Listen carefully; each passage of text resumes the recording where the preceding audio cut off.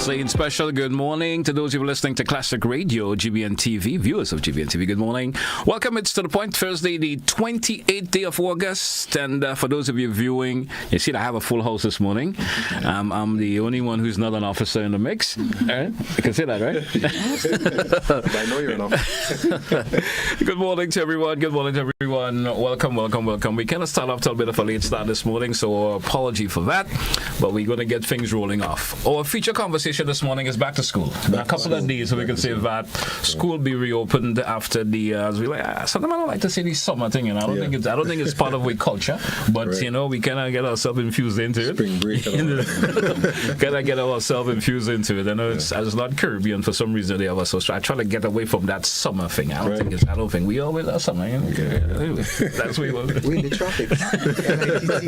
So I will just say, school have been going back from vacation. Let's leave it like that. Yeah. And lots of the youngsters are heading back. And the focus of our conversation today, there's a lot that we want to mention in terms of the mental status of heading back to school. Mm-hmm. I want us to focus a whole lot on that this morning, because sometimes the youngsters from the vacation, the things they get themselves involved with. Yeah. And you know, so that's going to be one of the conversation. I want us to spend a little time talking a whole lot. The traffic situation also, we're going to get into that. That's why we have Paul here. We always take care of things related to traffic.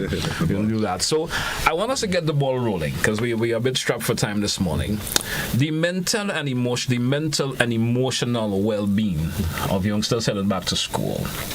The importance of that from the point of parents, one, making sure that their sons and daughters who are heading back to school have that proper mental focus heading back to school.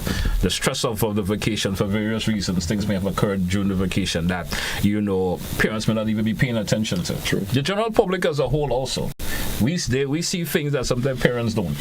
You know, so I know who to take the ball, who to get the ball rolling. We didn't have an official, you know, in terms of everybody and saying them their names, but I think everybody here. And I think the viewers and listeners know everybody who is here. You folks are regulars on the program, and of course I saw, Redhead. I always forget your title to put before. Corporal Redhead. I saw a video with you yesterday. Good information. I want to say that. So let's get the ball rolling. That mental and emotional well-being, the importance of that. Especially towards youngsters heading back to school, not going back to school and stress the teachers out and so forth and those things like that. Who's going to get that ball rolling? So the parents basically would set that correct mindset, and it's important that you have conversation with your children, prepare them mentally for re-entering school. You want to start by letting them know that focus in school is not just having fun, but at the end of it, you want them to take learning seriously. So let's start with the provisions. By now, the kids should have their books, schools, everything that you need for learning. If you're lagging behind a little bit, I think you'll have a few days. So make sure that you capitalize on that. We remind you of some of the basics. Again, when your children is attending school, you yourself is attending school as a parent, and it's very, very, very, very, very important that you pay attention. Check the bags, check the schoolwork, have that type of communication where you are actively involved and you have an idea of what your child is doing at school. Can't wait till the child get the report at the ending of the term and then you want to blow a fuse because probably the grade did not match your expectations. So I believe as parents, set that expectations. For the young ladies, of course, we continue to advise you. You will be using those buses. If anybody makes you uncomfortable, entering into your space, want to touch you in a way that you're getting that negative vibe, that's just not right, it's best that you bring it to the attention of your parents, and the parents, of course, will bring it to the attention of the police, and if there is a need for some further investigation or some type of police intervention, then that would take place. All right. Anything extra? Well, I would encourage parents to create an environment for their children to learn. More so, if the children are distracted at home by other means apart from the school books, children-friendly media, children-friendly things, then obviously they're not. It's not an environment for them to learn. So it's up to the parents, and I always say the children, they are a reflection of the parents. Most times when you see a child in school, whether they're behaving good or whether they're behaving bad, you want to see the parents. So true. So true. Because they have such an important role to play in the child's life that based on how the child is performing most times is because of what is happening at home and how the parents, based on how they are parenting and so forth. And it's no secret that children emulate a lot of behaviors that they see in the parents. So it's very important that parents be cognizant of how they operate, how they behave around their children. There's a study by Albert Bandura called Social Modeling Theory, and it says that children they act and behave based on what they see and what they see their parents do. And the study is so interesting. It says that based on if with the same sex, it is emulated more. So little boys look up more to their fathers, and little girls look up to more to what their mothers do. So it drives home what Corporal Lewis was saying yesterday when we were speaking in relation to the importance of fathers being in the home where they are young boys, because they play such an important role in their lives, and we want to appeal to the fathers to play that important role in your young boys' lives. Obviously with the young ladies also, but being around, especially for the young men in our society, is very, very important. So a special appeal to the fathers out there to be there going forward in this school term and to support your children. The importance also of parents paying attention to the youngsters' attitude. Yeah. Something about their attitude seems to always be different when back to school. We all went back to school. Why go back to school? Something about that. It may have been something that may have occurred before school closed. And that information may have never come to the parents for various reasons. Yeah. And now we're heading back to school, and the thought of that thought, whatever happened, now is now starting to come back to that youngster. Yeah. Could be someone was bullying him in school. That's true. You understand? It could be for something he did in school that maybe for some reason he didn't get out. Yeah. And heading back to school, that whole thing is going to be resurfacing again. Yeah. So it's important that parents pay attention to the pay attention and listen. And one of the things one of the important issues, a trend we've been seeing emanating for the past couple of years, recent years, is that of suicides among the younger kids. Back in the day, GT, sometimes you used to see more older folks. Yeah. You get a little horn and you can't take it, and you take the rope sometimes, And it's really sad to see so many young individuals, want young to take kids that direction in school. And we have this ideology in the Caribbean. We say, you don't have stress, you're too young for that, But there are things that bother young people. Exactly. You understand? That get them to that point where they decide, well, I don't want to be in the world. Exactly. You understand? So it's important to pay attention. Pay attention. Listen to them. A lot of things you can listen for is suicidal ideation. So if they're talking about killing themselves, you see them, they're watching a lot of murder series, these kind of things, And the social media feed, because sometimes you notice that when you look at what is being written there, you could pick up on certain trends.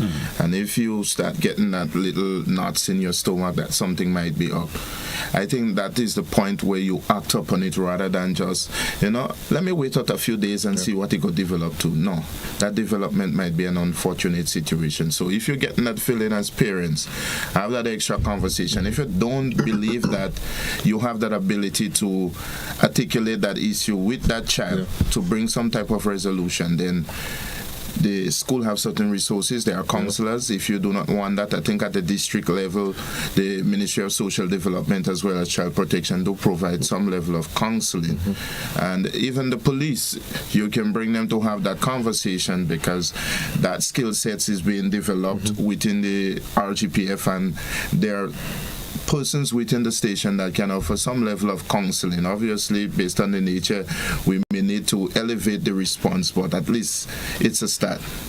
What sort of encouragement would you give to parents, especially who, with these services that are available, to make use of them? Yeah. For some reason, parents may think, I don't want to go to the police and talk about my son or daughter doing these things, or an issue where my son or daughter. How important for parents to make use of these services that's available out there? Yeah.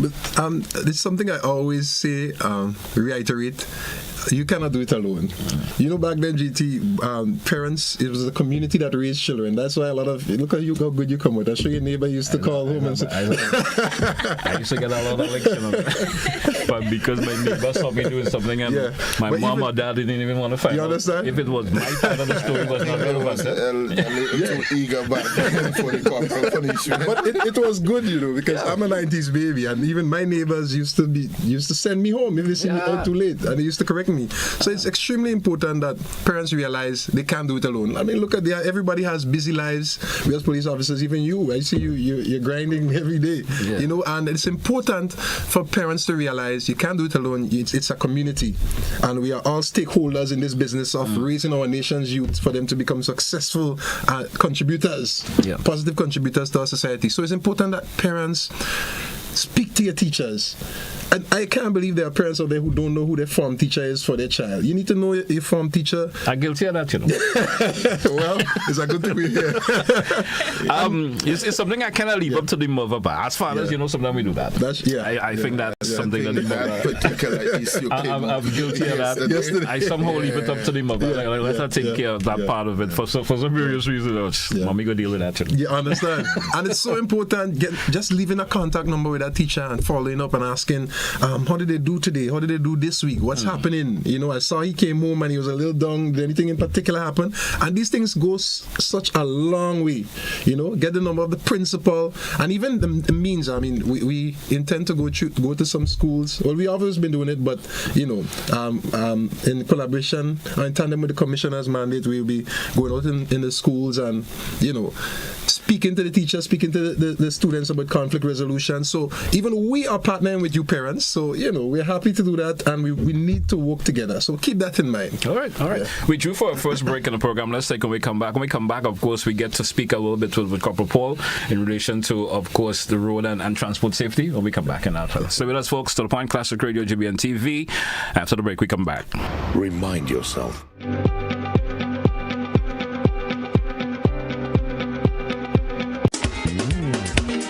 On Sunday, November the 9th from 5 p.m. at the Grenada Trade Center, Legends Promotion presents the 19th annual Hubbard's Legends in Concert featuring the best of Grenada, along with 2 special guest artists. This edition promises to be extra special. Get ready, Grenada, to be blown with surprises at the 19th annual Hubbard's Legends in Concert, Sunday, November the 9th, 5 p.m. Grenada Trade Center. Stay tuned to GBN for more.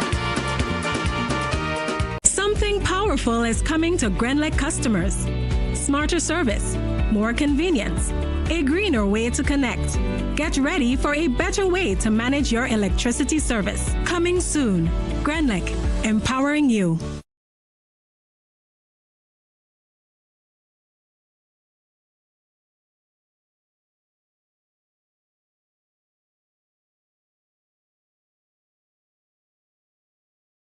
Something powerful is coming to Glen. Stumps ready?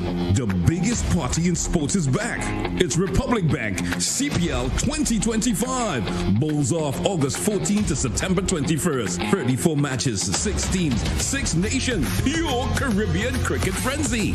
From big sixes to deadly yorkers, catch every boundary, every wicket, every moment. Live on GBN TV and Classic Radio. This is not just cricket. This is CPL 2025. Don't miss a ball. GBN's broadcast of CPL 2025 is made possible by Republic Bank, Hubbard's, Grenlec, Echo Blue Limited, Demerara Mutual Life, Answer Coatings, and Flow.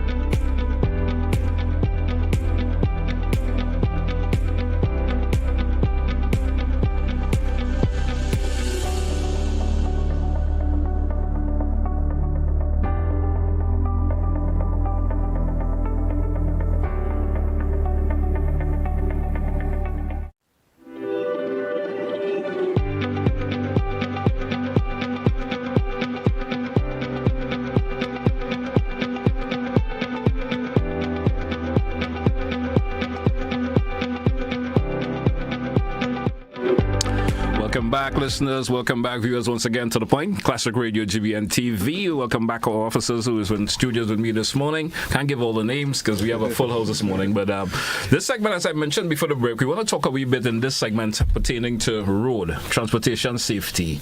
It's also important that, youngsters, parents are like, take the opportunity now. We have the next couple of days, the weekend approaching. If you're not someone who works on a weekend, speak to your sons and daughters related to road safety. Of course. The do's and don'ts in terms of how they manage themselves on the roads, various things. So that's where, of course, our good man who takes care of the traffic report on mornings. He's here, of course. This is his, of course, feel that he's going to be sharing some information that is really for our parents and other guardians out there to, of course, pay attention to and even speak to the youngsters about in relation to that. Go ahead. Yes. So it is very important as we head back to the reopening of school, and I want to appeal to the parents as the child is excited to get back to school, because I know some of them probably have their school uniform waiting on the bed, especially those that are entering the first time into the schools and so forth. They're excited and eager to get out there. Before they head out there, we want to appeal to the parents as we give you those information today. You pass it on to the children. As it relates to how they use the road and how they use the road network if they have to do so, because most of the times parents might drop off their children, but it wouldn't happen all the time.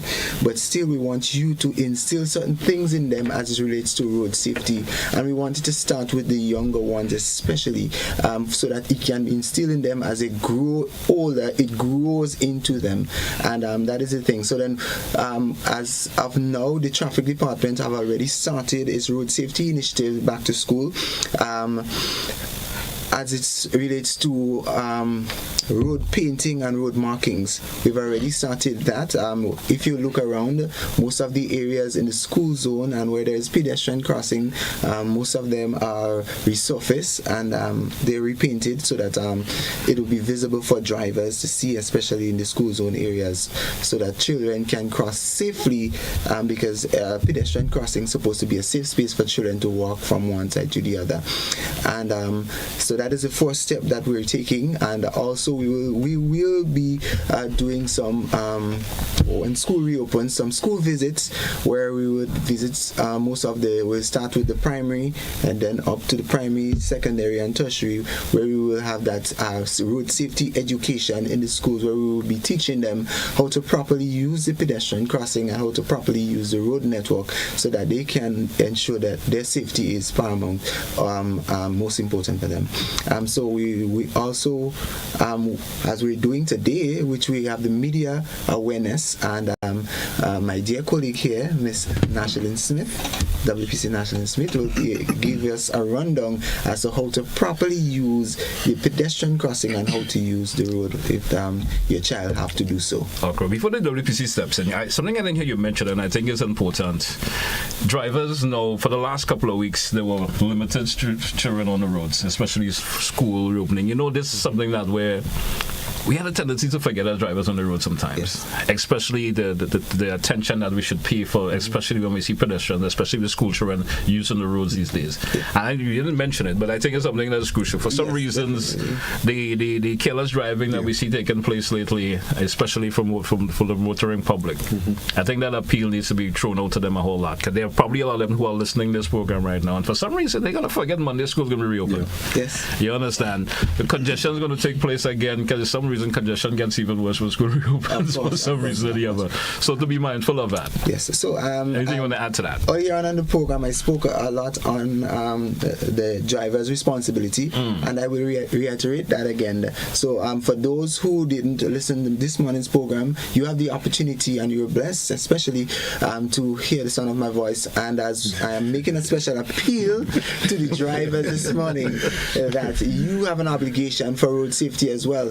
When you were going for your license, as you approach the pedestrian crossing zone, your expectation is to slow down and stop if you have to ensure pedestrian safety.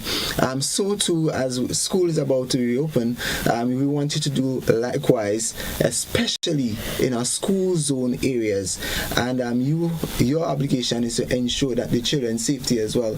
So you know that you're approaching a school, even if you do not see anyone in the area of a pedestrian crossing, slow down. Look out, because you do not know what can happen. Children have a tendency that when they're playing and maybe a ball or something, they may be in tag along or whatever game, they might jot out into the road for whatever reason. So you be extra cautious, especially in school zone areas. Sure, doesn't play tag along. Just to add to what Paul is saying, I want to appeal in particular to the bus drivers. To whom much is given, much is expected. You have a fundamental responsibility to deal with these bundle of school children on the buses. And one of the things I've been seeing lately is the racing, and so the speeding, and sometimes the school children cheer them on, and they enjoy it. But you are the responsible adult. You're the most developed brain in you're supposed to be the most developed brain in the vehicle. So you have to make conscious decisions for the safety of the students. So please, bus drivers, if you're listening, you have to take that responsibility to protect our nation's youth. Because a parent would not love. How are you going to explain to a parent that you got into an accident and one of the kids are injured? And I was motivated by the student encouraging me to drive faster. There's no way you can explain that of music that have been played also. That's a great some kind of motivation to drive faster, because that's maybe liking the music that is playing, so you feel you're doing it. Exactly. And parents can appeal to the students. If they're racing, tell them to stop. Yeah. If they're going fast, tell them to stop. They have a responsibility to. You say, I'm going to tell mommy, Exactly. That's it. That's it. And also you have an obligation to with those and I consider these driving to be reckless, and as students as well. If you observe such, don't wait until something happens and then you come and say the buses always drive fast. Come on. Despite we love the adrenaline, let us not accept those such behavior.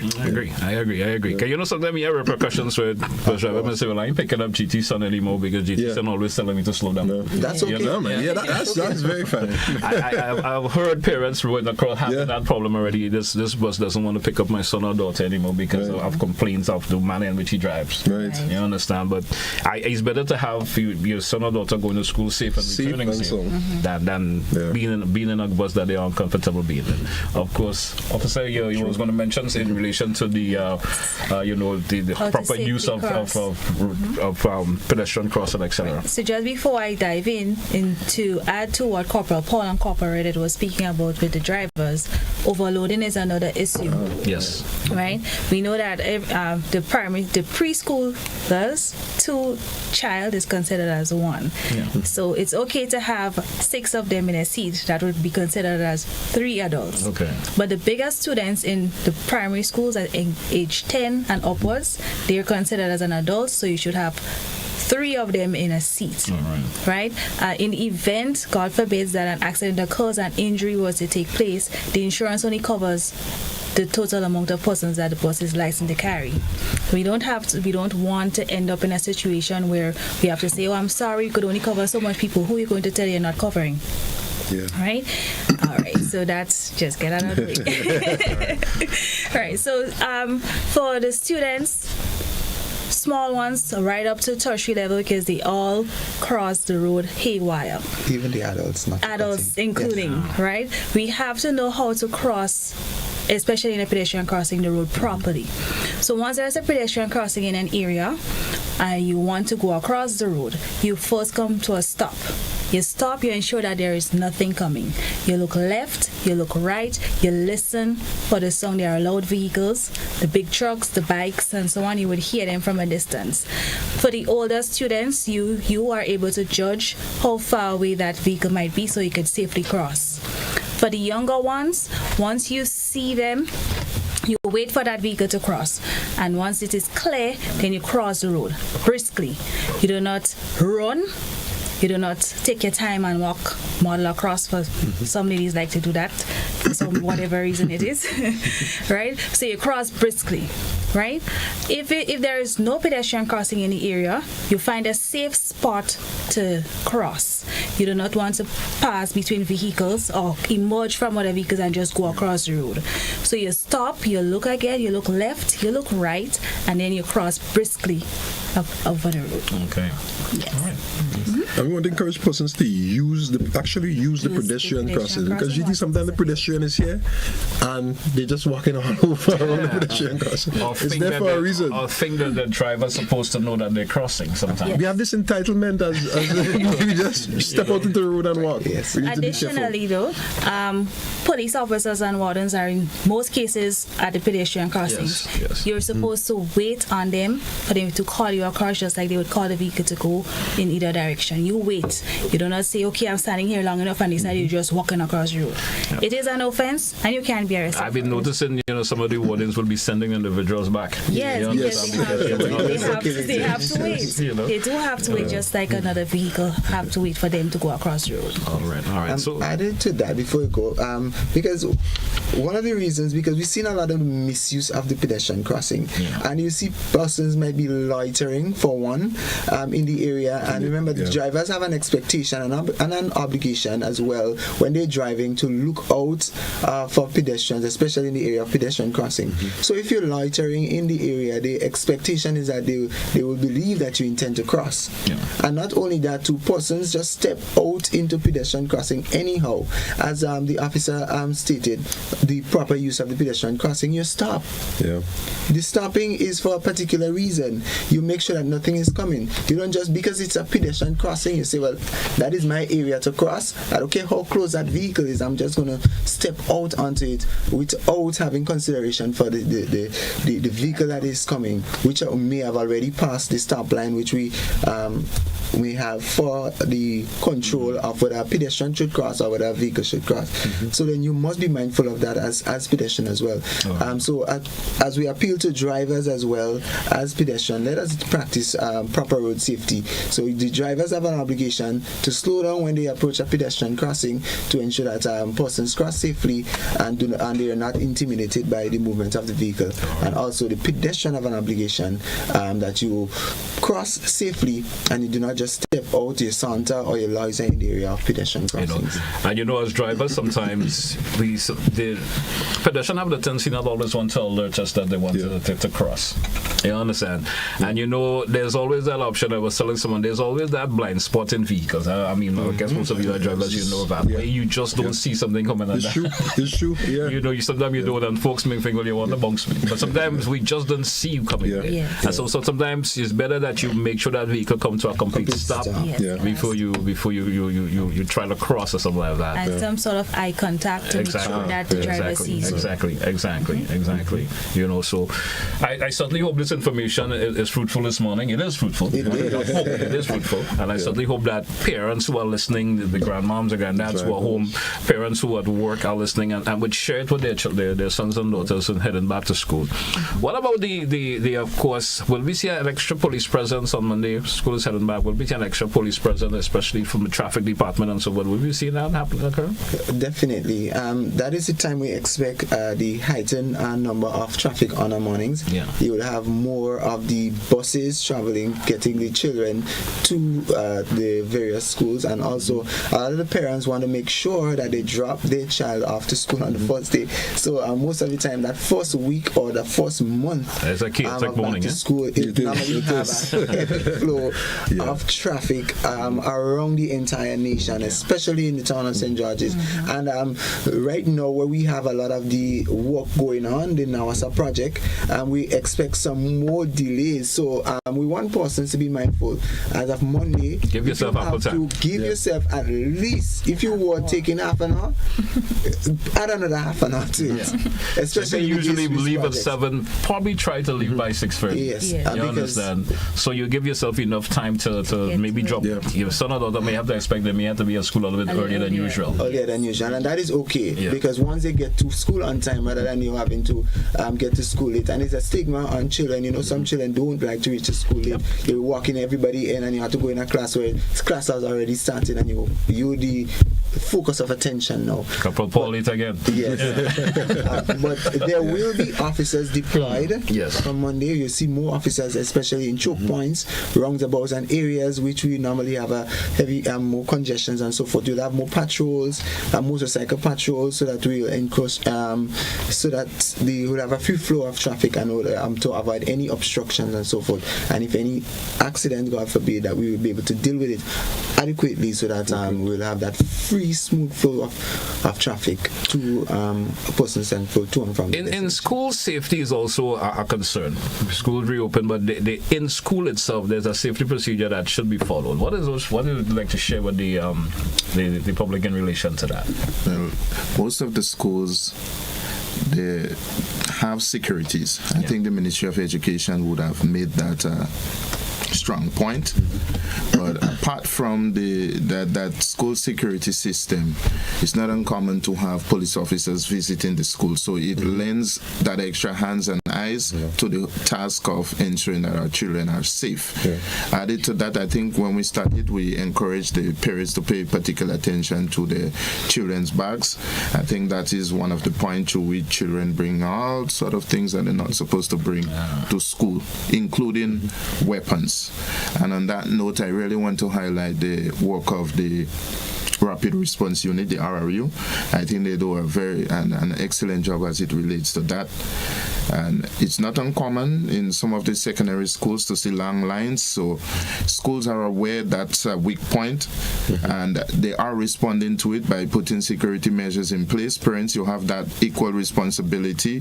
One thing that we would make abundantly clear this morning is that if you're going to be arming yourself with offensive weapon to go to school, chances are you may be arrested by the police. And I use the word arrested deliberately because that is what would happen. All right, so there's like a zero tolerance when it comes to that. Definitely. All right, we drew for a break. Once again, let's take it. When we come back, of course, we continue the conversation. Stay with us, Classic Radio, GBN TV.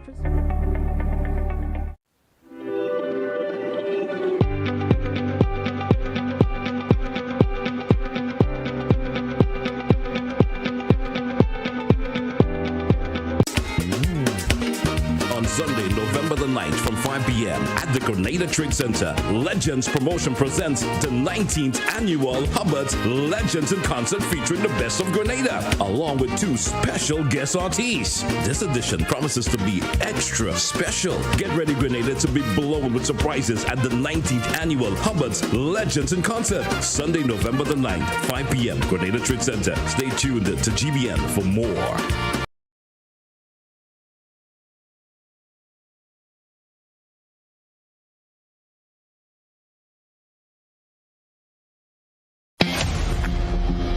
Stumps ready? The biggest party in sports is back.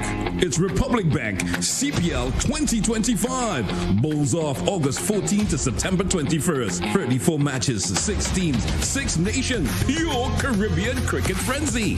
From big sixes to deadly yorkers, catch every boundary, every wicket, every moment. Live on GBN TV and Classic Radio. This is not just cricket. This is CPL 2025. Don't miss a ball.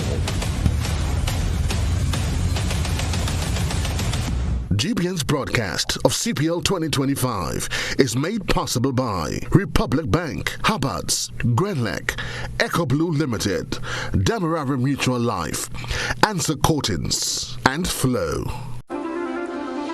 Are you ready to take charge of your money, build wealth, and protect your family's legacy?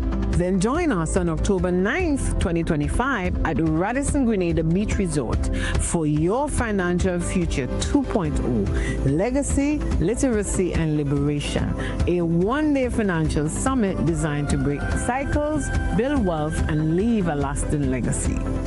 You'll gain real-life budgeting hacks, a money mindset reboot, steps to create generational wealth, and practical tips on investing, estate planning, insurance, health, and business finance, all from expert speakers who know how to turn knowledge into action. With 2 inspirational keynotes, 3 powerful panel discussions and 6 breakout sessions, you will leave with your personalized action plan for success. Don't wait. Secure your seat today. Tickets are EC $350 at disruptiveleadershipconference.com/YFF. Your financial future 2.0. Your next chapter starts here.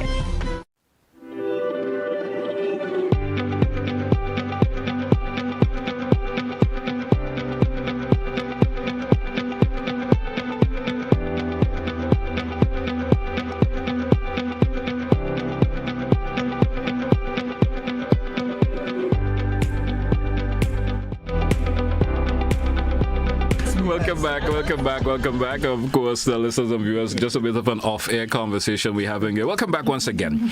Another bit of the conversation I want to dive into, which has a relevance a whole lot in the whole concept that we're talking about this morning. You know, after school, there are always activities that youngsters want to get themselves involved in.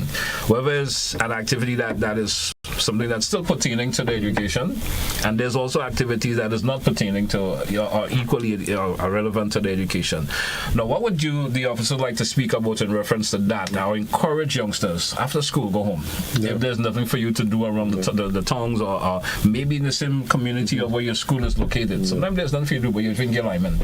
A bit of encouragement to go home after school. Parents, pay attention to that also. Definitely. You know, so let's hear from you in terms of reference to that and a bit of advice. You want to show to that? Yeah, I mean, and I could even go back to when I was a young boy. I remember they used to spit on the ground and say you need to come back before that spit dry, and it translates into today that I thought it was a country. You need to country told me now. No, man, it's a Canadian thing, man. It's universal.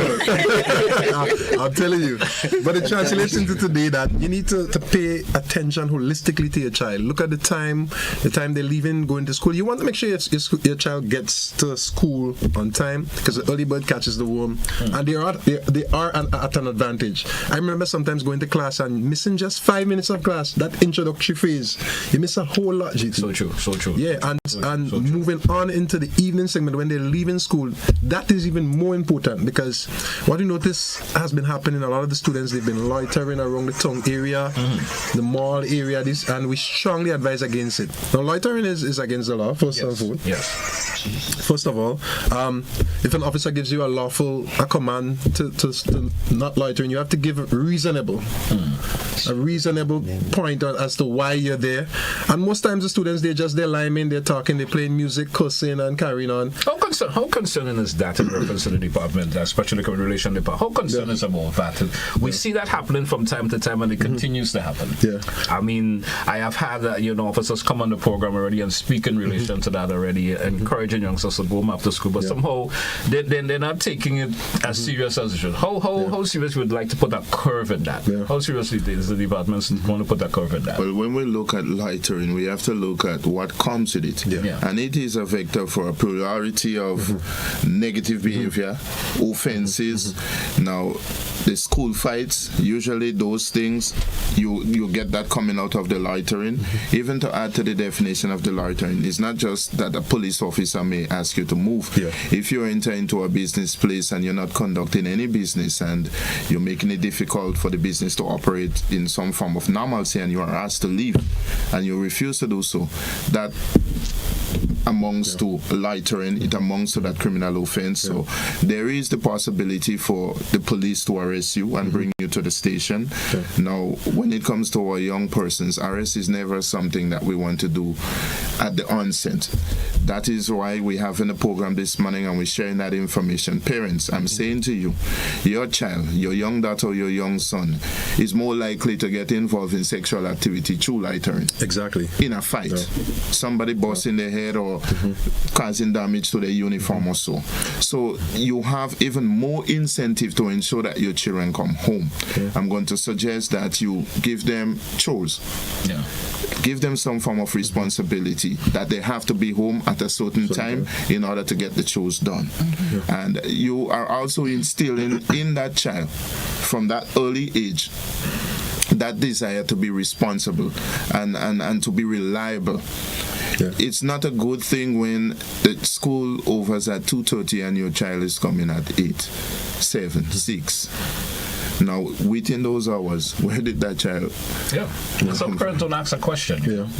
We often hear that abstinence is the best form of prevention, and that's the same. This is the same case with loitering. If you're not there, then nothing will happen. If you're there, you open up to so many criminal elements. There are predators. We know these are things that we take for granted. There are predators loitering around, and if you're there idle, there's no parental supervision, then you're open to that. There's also drug abuse. There are persons around who may have ill intent, and so on. They're watching you. Female, you coming from school. When you mention continuous basis, the ages as well. Yeah. A lot of the times where the spaces that they are loitering, they are school children, sometimes primary, secondary, and then you have adults interfacing in that space there. And their intention, their languages, their behavior might be adult language and behavior. And now your young child is being exposed to that. And we are saying that the school emphasizes for children to go home early. We want the parents to do it, and then the police is going to combine our efforts with the teachers, the principals, and the parents, and hopefully we get our children.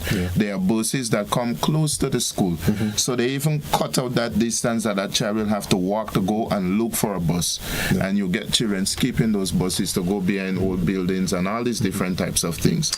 So we do not want that. Shoplifting, I know we didn't mention it, but it also comes with the loitering.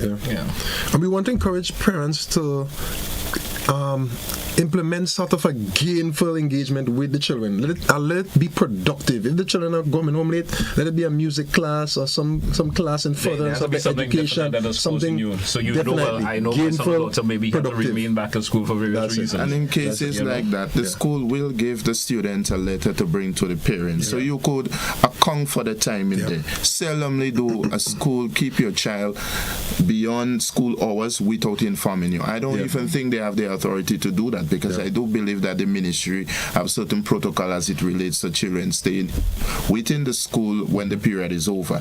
And that will involve informing parents that their child is being detained for whatever reason.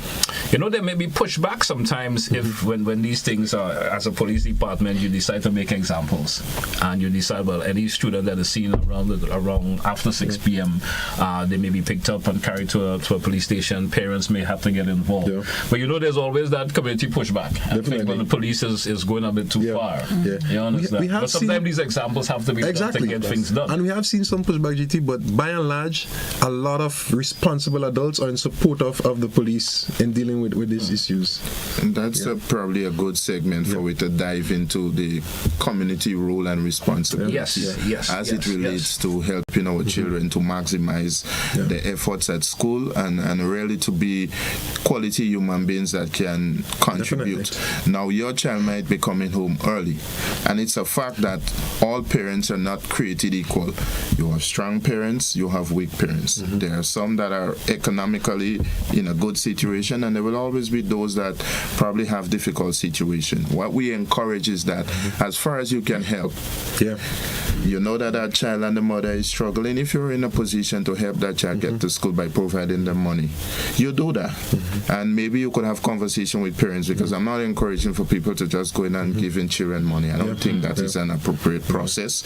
So you could have that conversation. If you could buy 2 school books, now that child that may not be in a good financial situation, by giving them the tools and equipping them as any other child that is well off, so to speak, you never know. You may sow a seed that might end up being that brain surgeon at your hospital and something like that. So let's accept that collective responsibilities as community to intervene in situations where we realize the children are facing adverse situations. And I'm big on that. So I'm sharing that. There are some children that I help in my community, and I take that responsibility very serious. It speaks to how I was brought up and everything. I wasn't one of the fortunate ones, and I always wanted that one day, if I'm in that situation, that I can help somebody in the period of difficulty. You know, communities have changed now. We all know that. Yes. Things are no longer the way it used to be before, 20, 30 years ago, maybe before your time. You know, so you very rare find individuals in community want to, you know, I'm seeing Miss GT's little son there and he's coming home after 6 p.m. I ain't going to tell him nothing. I don't think that's my business. You know, I leave that up to GT to take care of. And so then we find now, the youngsters find, well, nobody in the adults within the community not telling me anything. I just hope that this whole attitude could change. We know times have changed. You know, everybody seems to get to a role where we mind we own business. Kind of we keep to our own. We keep to our own. We mind our own business. We take care of our own families in our own way, and we're not caring about about Paul's family or a couple of Richard's family. I look at every children as if it was my own. Every child as if it was my own. So, and that's the kind of mindset we want to build into the community. So, persons, if you see a child walking at 6, they appear to be a young child, and they're walking at 6 in the night, and so they're by themselves. Sometimes, you want to be a bit concerned.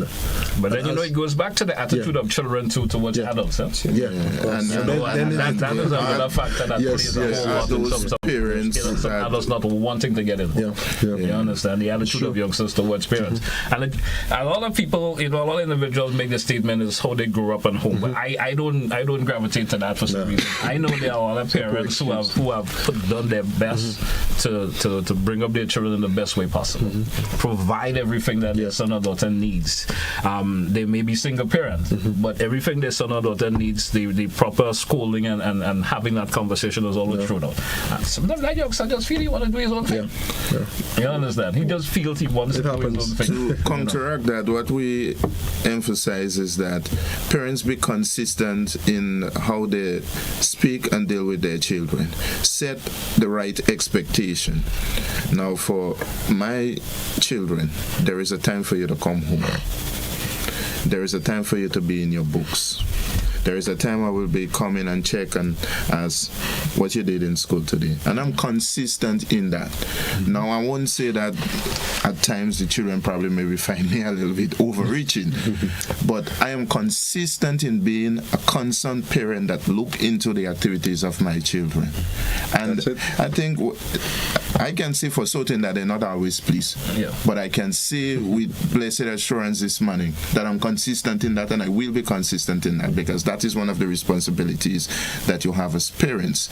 Now, the whole community aspect, we must touch on that. There are parents that when you speak to them about their children, based on the reaction, you may find that other persons in the community do not want to take get involved after that. And yesterday, I believe Corporal Reddit was using a phrase, and he was saying, what we fail to teach our children now, later on they may just learn a very, very difficult lesson. And it goes back, I mentioned that the other day or two, and I said, a lot of youngsters, because of the way they behave as a young person, you see the results of their lifestyles. Yes, definitely a reflection. It reflects on how they behave today. And sometimes you see individuals behaving in a certain manner, and you say, well, he's an adult, why you be behaving that? But that's because of how he was brought up. Not only was brought up that way, but that's how he groomed himself as a youngster, and that particular way about himself grew to be an adult. You understand? So if you nurture your mind in the right way as a youngster, when you get to an older age, that's the same attitude you're going to maintain. That's how I foresee it. All right. So I think in this segment we have just about 5 minutes or so left, or even less. But we're going to entertain a couple of calls, see what the listening and viewing audience has to contribute to today's program. We do have a first call. I think we lost that caller. 435-2041. Double options for you to call in. 435-20. You have the WhatsApp and the direct line if you want to make a contribution towards today's program. 435-2041. If the calls come, anything else we may have touched while we wait on the call? Anything that we need to throw? I just want to encourage parents to set realistic expectations. I think Corporal Lewis was speaking on that earlier in terms of some people want their child to be a doctor, to be a lawyer, and so there's a very thin line between wanting your child to be this to be this occupation or profession and bullying your child. You don't want to put too much pressure on them, and that leads further to stress and suicidal thoughts even in your child later on. So true. Let them make that decision, definitely at the appropriate time. At the appropriate time. We do have a caller. Caller alive. Good morning. Welcome. Good morning, GT, and good morning to the police officers and good morning. Yes. To the police officers, the kids also put their hand out the vehicles and the head out the vehicles when you're driving, especially in the buses, right, which is dangerous. And another thing again, what we need what bus stops. Those buses stopping anywhere in the middle of the road, and they're blocking places. When people want to pass, you cannot pass because they're staying in the middle of the road. We need more plainclothes police officers on the street. The police could make a lot of money for government instead of now they raise the price of talking on phone. Not that alone, they could make a lot of money for those kind of things. Put back bus stops and so on. So let's teach the people now how to use bus stops. Teach the kids how to use bus stops. Because when you leave and you go away in other countries, if you have to walk about so far to get a bus, the bus don't wait on you. You must go to the bus stop. So we have to just get back things together, because the last time they start saying they are doing something in town where to show people how to park. They draw lines and so on, how to park. And so they have to do the same thing other places. The bus stopping behind the bus stop. I've seen police officers stand up there and they're doing nothing. Right to the headquarters where they have there now. All the buses stopping behind the bus stop. And the police headquarters right there, and there's a policeman does be right outside there. So what they're paying those police for? Anyway, have a nice day. Thank you, caller. Thank you so much. Thank you so much. We do have another caller. Maybe you could just gather all your thoughts while we did, because we have been strapped for time. Right. Caller via WhatsApp. Good morning. You are live. Let's hear from you. Morning GT and caller, I beg of you to be brief, please, because we've been strapped for time. I say morning GT and morning to the officers. I was not listening all the time. I was in and out the house. But some of the words that were used, some of the terms that it resonated with me, including the idea by the officer that said about Bandura. You know, when I said last week that children are the reflection of the community and the parents and so on, some people didn't think that was true. But this is true. So I'm glad he raised that. But and then there's something about that was mentioned about parents. You might talk to a parent and you don't want to listen, and people don't, because of the attitude, people don't willing to engage with that parent. I think this called for what I've been calling for, the community development approach to things. And a person must have a license in a way, social license, to be part of a community in the sense so that if he is not cooperative, there should be some kind of sanction on him, as is done in some society, including St. Vincent, where when certain things happen and people do symbolic things to show that you are excluded from us until you reconcile. So we need that. We really need to also ensure that all of us obey the law. We are lawless people in this country. Every one of us, to some extent, we have to, and that's where trust comes in. Everyone has to do their part. So if we know everyone is going to do their part, then we could trust that everything will go right. But that's not the case now. Anyway, thanks. I know Thank you, caller. Thank you so much. I think that may be our final caller for the morning. But the caller didn't make a lot of sense. I never thought about that. Yes, I mean, he has some very good points. I'm happy that he resonated with the Bandura theory.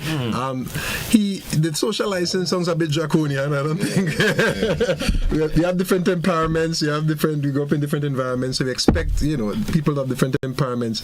In relation to the first caller, he spoke about the bus stop. And I for the most part, I work at the community relations department, it's right in front of the bus stop. I think it's well managed. Sometimes, if 4 or 5 buses come at the same time, then you can have an overflow. But I don't think officers are there and they're just looking at the bus stop and allowing it to get out of control or obstruction, create an obstruction.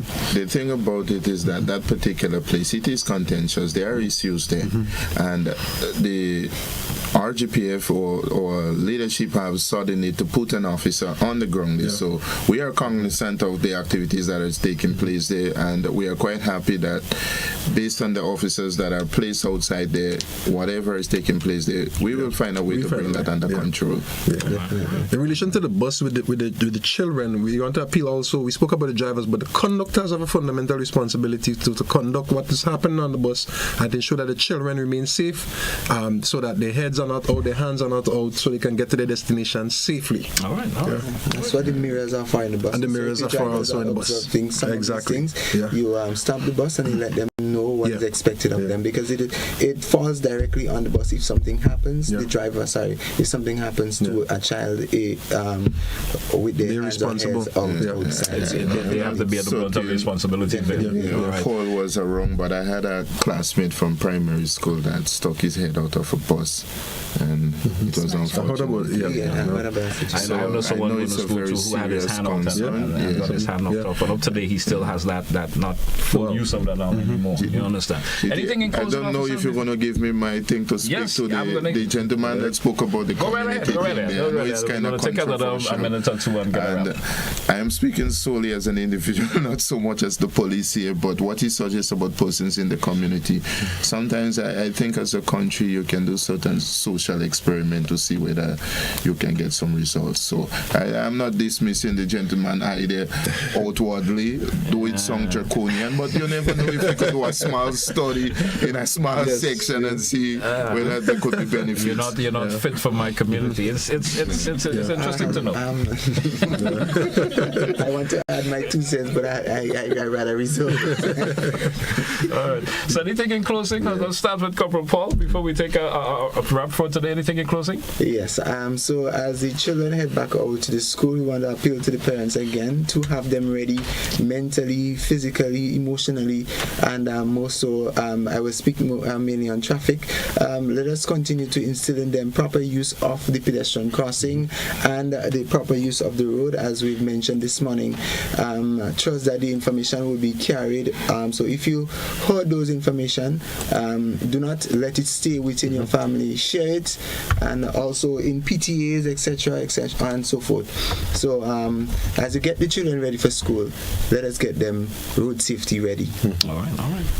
Anything in closing? Yes, I'll close by saying what I said yesterday on a radio program, that charity begins at home, and what you teach is what would stick, they would present in the future. So you teach them the correct things, they would present the correct things later on in life. All right.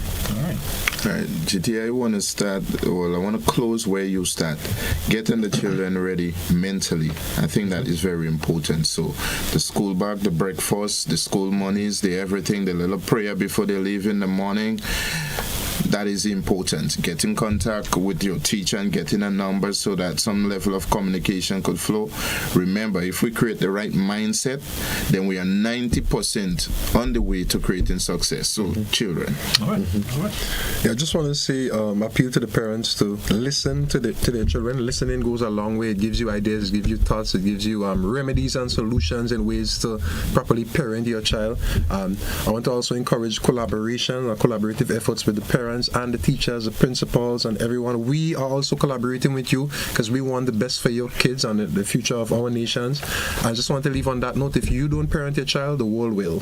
Somebody else will. So, all right. Take that mandate. All right. I want to thank you, officers, once again. And it's true, youngsters these days, as you mentioned about listening to your children, youngsters these days they're not fearful of speaking their mind. At very early ages, they tell you exactly how they feel, and sometimes what they're saying as parents, if you listen, you can certainly understand the direction that youngster will be going in. And I hope we as parents understand that children being upfront like that and bold like that is not really disrespect.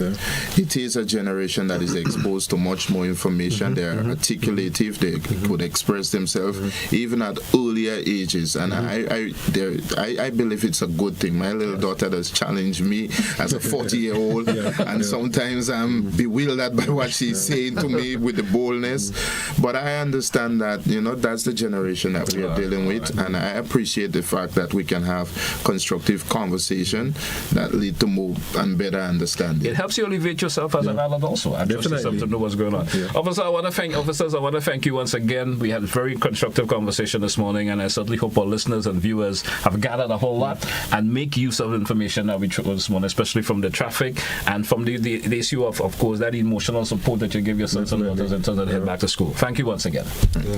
Hey folks, that's where we take a wrap for today's edition of To The Point. Thank everyone who listened and viewed. Have a good one, folks, as well we say goodbye.